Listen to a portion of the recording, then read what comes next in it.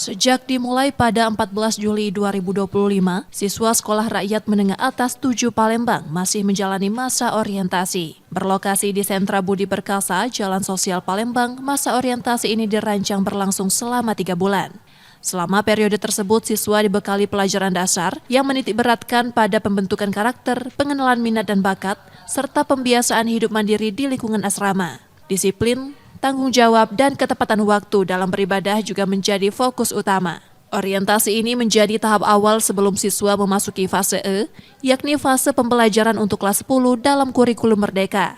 SRMA tetap mengacu pada kurikulum nasional yang dipadukan dengan kurikulum asrama, pendidikan agama, dan kearifan lokal.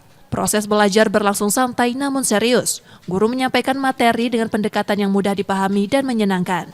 Alhamdulillah kalau siswa itu sudah banyak perubahan Pak ya, tiga pekan ini mereka sudah bisa sholat 5 waktu.